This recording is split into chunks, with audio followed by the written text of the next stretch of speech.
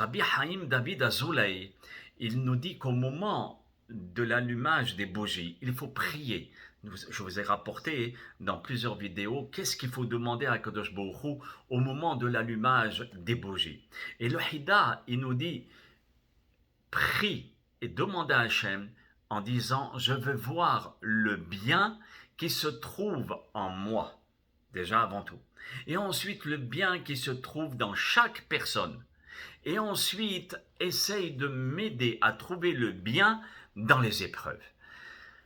Trouver le bien dans les épreuves, c'est pas n'importe quoi. On voit dans la Mishnah Brachot au chapitre 9 et à la Mishnah 5, on nous dit ainsi, quelque chose de très surprenant.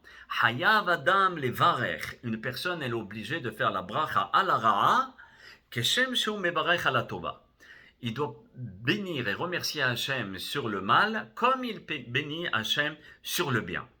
Comme il est mentionné, la Mishnah dit Sheneemar, comme il est dit dans Dvarim, Ve'ahavta et Hachem Elokecha, tu aimeras Hachem ta puissance, Bechol levavcha, uvchol nafshecha, uvchol meodecha, de tout ton cœur, de toute ton âme et de tous tes moyens.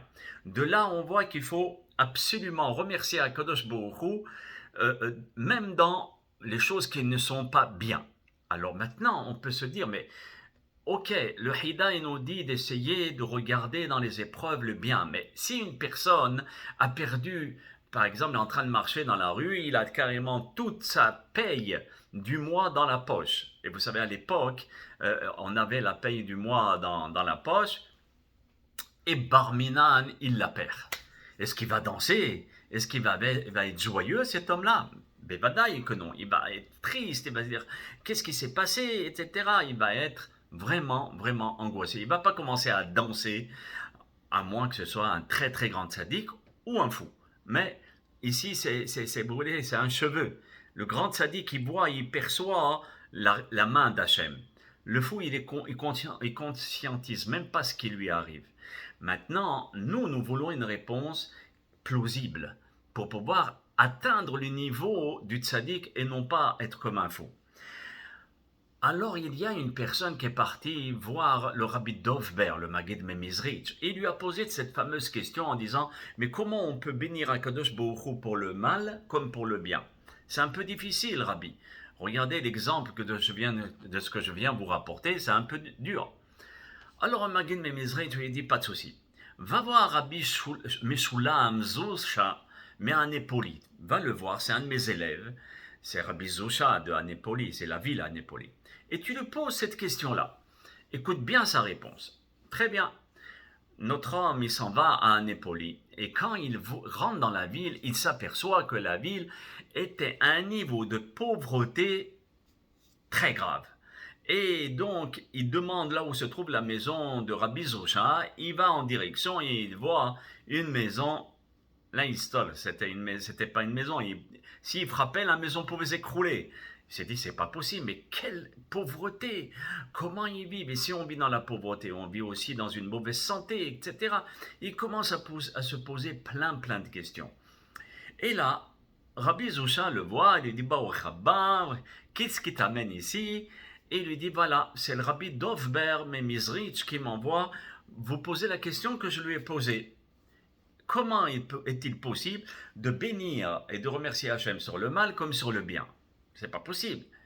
Alors il m'a dit de venir vous poser la question.